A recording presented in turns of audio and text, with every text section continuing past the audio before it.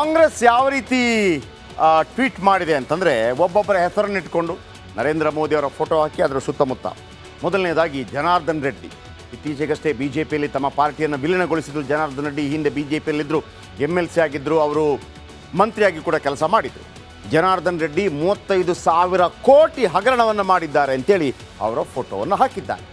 ಆದರೆ ನಗೆ ಬರೋದು ಯಾವುದಪ್ಪ ಅಂತಂದರೆ ಮೊನ್ನೆ ಅಷ್ಟೇ ನಡೆದಂಥ MLC ಚುನಾವಣೆಯಲ್ಲಿ MP ಚುನಾವಣೆಯಲ್ಲಿ ಇದೇ ಜನಾರ್ದನ್ ರೆಡ್ಡಿ ಅವರ ಮನೆಗೆ ಹೋಗಿದ್ದರು ಸಿದ್ದರಾಮಯ್ಯನವರು. ಅಂದರೆ ಅವ್ರ ಮನೆಗೆ ಹೋದ್ರು, ಇವ್ರ ಮನೆಗೆ ಬಂದರು, ಇವರಿಂದ ವೋಟ್ ಬೇಕು ಅಂತ ಕೇಳಿಕೊಂಡು ಅವರು ವೋಟ್ ಹಾಕಿದ್ರು ಕೂಡ. ಆ ನಂತರ ಅವರು ಪಕ್ಷವನ್ನು ವಿಲೀನಗೊಳಿಸಿದ್ರು. ಇದೀಗ ಅವರ ಮೇಲೆ ಆರೋಪವನ್ನು ಮಾಡಿದ್ದಾರೆ 35,000 ಕೋಟಿ ಹಗರಣ ವಿಚಾರ. ಇನ್ನು ನಾರಾಯಣ್ ರಾಣೆ ಮಹಾರಾಷ್ಟ್ರದ ಪ್ರಭಾವಿ ನಾಯಕರು ಅವರ ಭೂ ಹಗರಣವನ್ನು ತಮ್ಮ ಎಕ್ಸ್ ಖಾತೆಯಲ್ಲಿ ಹೇಳಿ ನೋಡಿ 11 ಮಹಾನಾಯಕರು ಭ್ರಷ್ಟಾಚಾರದ ನಾಯಕರು ಅಂತೇಳಿ ಟಾಂಗ್ ಕೊಟ್ಟಿದೆ ಕಾಂಗ್ರೆಸ್. ಇನ್ನು ಅಸ್ಸಾಂನ ಹಿಮಂತ್ ಬಿಸ್ವಾ ಶರ್ಮಾ ಈ ಹಿಂದೆ ಕಾಂಗ್ರೆಸ್ಸಲ್ಲಿದ್ದರು, ನಂತರ BJPಗೆ ಹೋಗಿ ಮುಖ್ಯಮಂತ್ರಿಯಾಗಿ ನೇರ ರಾಹುಲ್ ಗಾಂಧಿಯವರ ವಿರುದ್ಧ ಕಿಡಿಕಾರ್ತಾ ಇದ್ದರು. ಸೊ ಅವರ ಬಗ್ಗೆ ಶಾರದಾ ಚಿಟ್ ಫಂಡ್ ಸ್ಕ್ಯಾಮನ್ನು ನೆನಪಿಸುವಂಥ ಪ್ರಯತ್ನವನ್ನು ಕಾಂಗ್ರೆಸ್ ಮಾಡಿದೆ. ಇನ್ನು ಸುವೇಂದು ಅಧಿಕಾರಿ TMC ನಾಯಕ ಆಗಿದ್ದರು, ನಂತರ BJPಗೆ ಹೋಗ್ತಾರೆ. ಇವರು ಕೂಡ ಶಾರದಾ ಹಗರಣದಲ್ಲಿದ್ದರು ಅನ್ನುವಂಥ ಮಾತನ್ನು ನೆನಪಿಸುವಂಥ ರೀತಿಯಲ್ಲಿ ಒಂದು ರೀತಿಯಲ್ಲಿ ಟ್ವೀಟ್ ಮಾಡಿದೆ ಕಾಂಗ್ರೆಸ್. ಇನ್ನು ಶಿವರಾಜ್ ಸಿಂಗ್ ಚೌಹಾಣ್ ಮಧ್ಯಪ್ರದೇಶದ ಮುಖ್ಯಮಂತ್ರಿ ಆಗಿದ್ದಂಥವರು ವ್ಯಾಪಂ ಹಗರಣದ ಬಗ್ಗೆ ಉಲ್ಲೇಖ ಮಾಡಿ ಟ್ವೀಟ್ ಮಾಡಿದೆ ಕಾಂಗ್ರೆಸ್. ಇನ್ನು ಕರ್ನಾಟಕದ ಬಸವರಾಜ ಬೊಮ್ಮಾಯಿ ಅವರ ವಿರುದ್ಧ ಇದೆ ಕಾಂಗ್ರೆಸ್. ಪೇ CM ಹಗರಣದ ಬಗ್ಗೆ ಹೇಳಿತ್ತು, 40% ಹಗರಣದ ಬಗ್ಗೆ, ಅದನ್ನು ಕೂಡ ಮೆನ್ಷನ್ ಮಾಡಿದೆ ಕಾಂಗ್ರೆಸ್. ಇನ್ನು ಪ್ರಫುಲ್ ಪಟೇಲ್ NCP ನಾಯಕರಾಗಿದ್ದರು, ವಿಮಾನಯಾನ ಖಾತೆ ಸಚಿವರು ಕೂಡ ಆಗಿದ್ದರು, ನಂತರ BJPಯಲ್ಲಿ ಗುರುತಿಸಿಕೊಂಡಿದ್ದಾರೆ. ಪ್ರಫುಲ್ ಪಟೇಲ್ ಏರ್ ಇಂಡಿಯಾ ಹಗರಣದ ಬಗ್ಗೆ, ಅಂದರೆ ಅವರು ವಿಮಾನಯಾನ ಖಾತೆ ಸಚಿವರಾಗಿದ್ದಾಗ ನಡೆದಂಥ ಹಗರಣವನ್ನು ಉಲ್ಲೇಖಿಸಿ ಮಾಡಿದ್ದಾರೆ. ಇನ್ನು ರಘುವರ್ ದಾಸ್ ಅವರ T-ಶರ್ಟ್ ಹಗರಣ, ಇನ್ನು ಹಸನ್ ಮುಷ್ರಿಫ್ ಅವರ 1,500 ಕೋಟಿ ಹಗರಣ, ಇವೆಲ್ಲ 11 ಜನರ ಹಗರಣವನ್ನು ತಮ್ಮ ಎಕ್ಸ್ ಖಾತೆಯಲ್ಲಿ ಹಾಕಿ BJPಗೆ ಏಟು ಕೊಡುವಂಥ ಪ್ರಯತ್ನವನ್ನು ಕಾಂಗ್ರೆಸ್ ಮಾಡಿದರೆ, ಇವರೆಲ್ಲರ ಏಟಿಗೆ ಎದಿರೇಟಾಗಿ ಅಮಿತ್ ಶಾ ಒಂದು ಟ್ವೀಟ್ ಮಾಡಿದ್ದಾರೆ. ಅದೇನು, ಏನ್ ಟಕ್ಕರ್? ಕಾಂಗ್ರೆಸ್ನ ಆರೋಪಗಳಿಗೆ ಗೃಹ ಸಚಿವ ಅಮಿತ್ ಶಾ ಟಕ್ಕರ್ ಕೊಟ್ಟಿದ್ದಾರೆ. ಇಂಡಿ ಕೂಟದ ಪಕ್ಷಗಳಾದ ಕಾಂಗ್ರೆಸ್, RJD ಸೇರಿದಂತೆ ಹಲವು ಪಾರ್ಟಿಗಳ ಹಗರಣದ ಲೆಕ್ಕ ಕೊಟ್ಟಿದ್ದಾರೆ ಅಮಿತ್ ಶಾ. ಯಾವ ರೀತಿ ಲೆಕ್ಕ ಕೊಟ್ಟರು ಕೇಳಿಸ್ಕೊಳ್ಳಿ ಏನು ಹೇಳಿ. दूसरी ओर घमंडिया गठबंधन, इंडी अलायंस, ये भ्रष्टाचारियों का कुनबा. कांग्रेस शासन में 12 लाख करोड़ रुपए का घोटाला भ्रष्टाचार हुआ. 10 साल मनमोहन सोनिया की सरकार में 12 लाख करोड़ का भ्रष्टाचार हुआ. DK शिव कुमार जी को तो भ्रष्टाचार से परहेज ही नहीं. मगर मैं जानता हूं कर्नाटक की जनता भ्रष्टाचार को पसंद नहीं करती. ಇಂಥ ಆರೋಪ ಪ್ರತ್ಯಾರೋಪಗಳು ಬರ್ತಾ ಇರಬೇಕು. ಕಾಂಗ್ರೆಸ್ ಏನು ಮಾಡ್ತು, BJP ಏನು ಮಾಡ್ತು, ಬೇರೆ ಪಕ್ಷಗಳು ಏನು ಮಾಡ್ತು, ಅಟ್ಲೀಸ್ಟ್ ಜನಸಾಮಾನ್ಯರಿಗೆ ಏನೇನು ತಪ್ಪುಗಳಾಗಿದೆ, ಏನೇನು ಸರಿ ತಪ್ಪುಗಳ ಅರಿವಾದರೂ ಆಗುತ್ತೆ. ಕಾಂಗ್ರೆಸ್ನ ಟೀಕೆಗೆ BJPಯ ನಾಯಕ ಅಮಿತ್ ಶಾ ಅವರು ಯಾವ ರೀತಿ ಟಾಂಗ್ ಕೊಟ್ಟರು ಅಂತಂದರೆ, ಕಲ್ಲಿದ್ದಲು ಹಗರಣ ಮನಮೋಹನ್ ಸಿಂಗ್ ಅವರ ಕಾಲಾವಧಿಯಲ್ಲ ಆಯ್ತು. ಎಷ್ಟು? 1.86 ಲಕ್ಷ ಕೋಟಿ, 1,86 ಕೋಟಿ, 1.86 ಲಕ್ಷ ಕೋಟಿ ಕಲ್ಲಿದ್ದಲು ಹಗರಣವಾಗಿದೆ. ಯಾರ ಕಾಲದಲ್ಲಿ? ನಿಮ್ಮ ಕಾಲದಲ್ಲಿ ಅಂತೇಳಿ ಟಾಂಗ್ ಕೊಟ್ಟಿದ್ದಾರೆ. ಕಾಮನ್ವೆಲ್ತ್ ಹಗರಣ ಉಂಟಾಯಿತು. ಕಾಮನ್ವೆಲ್ತ್ ಹಗರಣದಲ್ಲಿ ಸುರೇಶ್ ಕಲ್ಮಾಡಿ ಅವರು ಜೈಲಿಗೆ ಹೋಗಬೇಕಾಯ್ತು. 70,000 ಕೋಟಿ ಹಗರಣ ಯಾರ ಕಾಲದಲ್ಲಿ ಉಂಟಾಯಿತು? ನಿಮ್ಮ ಕಾಲದಲ್ಲಿ ಅಂಥೇಳಿ BJP ಕಾಂಗ್ರೆಸ್ಗೆ ಟಾಂಗ್ ಕೊಟ್ಟಿದೆ. ಇನ್ನು UPA ಸರ್ಕಾರದ ಅವಧಿಯ ಕಾಲಘಟ್ಟದಲ್ಲಿ ನಡೆದಂಥ 2G ಹಗರಣ ರಾಜ, ಆ ಸಂದರ್ಭದಲ್ಲಿ 1.76 ಲಕ್ಷ ಕೋಟಿ ಲೂಟಿಯಾಗಿದೆ ಅಂಥೇಳಿ ಟಾಂಗ್ ಕೊಟ್ಟಿದೆ.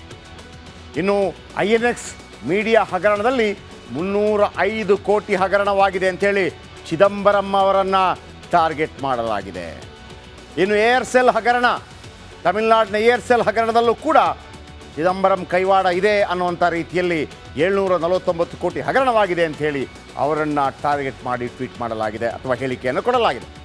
ಇನ್ನು ಭೂಮಿಗಾಗಿ ಕೆಲಸ ಹಗರಣ, ಇದರಲ್ಲಿ 200 ಕೋಟಿ ಲಾಲು ಪ್ರಸಾದ್ ಯಾದವ್ RJD ನಾಯಕರನ್ನು ಟಾರ್ಗೆಟ್ ಮಾಡಿ ಹೇಳಲಾಗಿದೆ.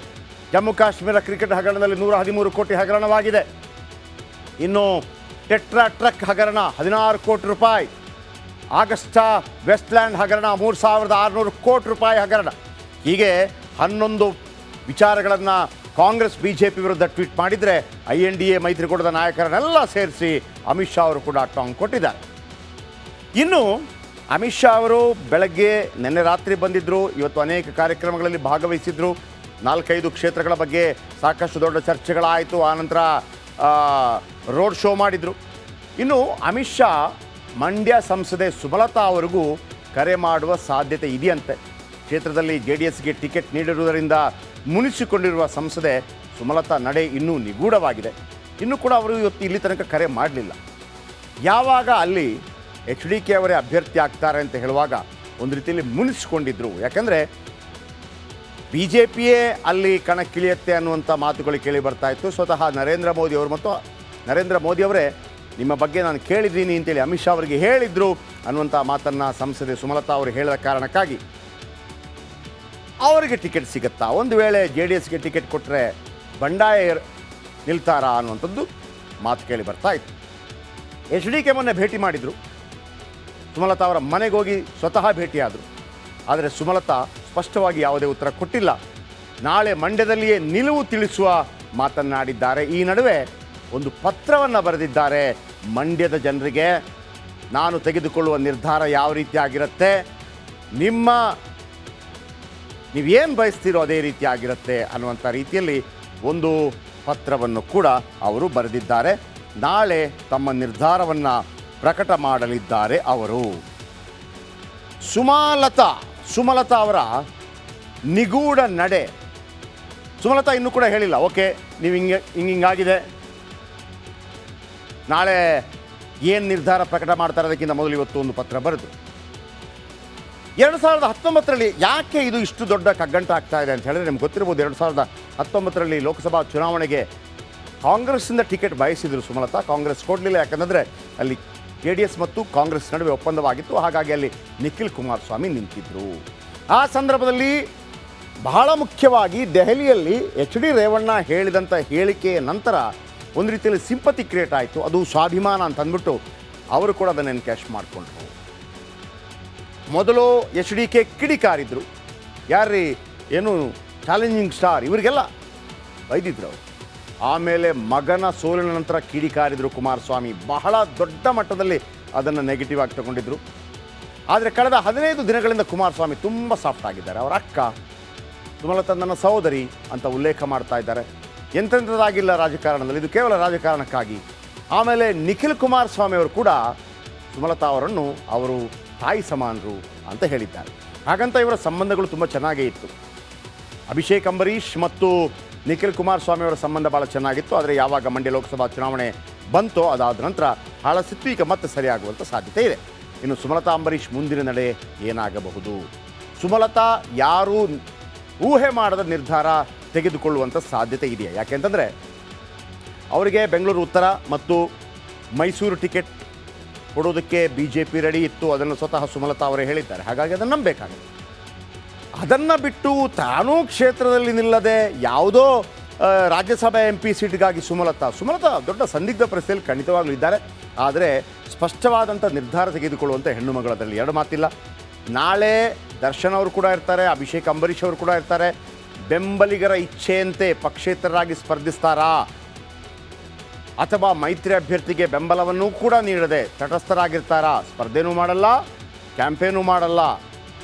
ಅಥವಾ ಹೇಗೋ ನರೇಂದ್ರ ಮೋದಿ ಅವರು ಹೇಳಿದ್ದಾರೆ, ಅಮಿತ್ ಶಾ ಹೇಳಿದ್ದಾರೆ ಅನ್ನೋ ಕಾರಣಕ್ಕಾಗಿ ಮೈತ್ರಿ ಧರ್ಮ ಪಾಲಿಸಲು ಕುಮಾರಸ್ವಾಮಿ ಅವರನ್ನು ಬೆಂಬಲಿಸ್ತಾರಾ?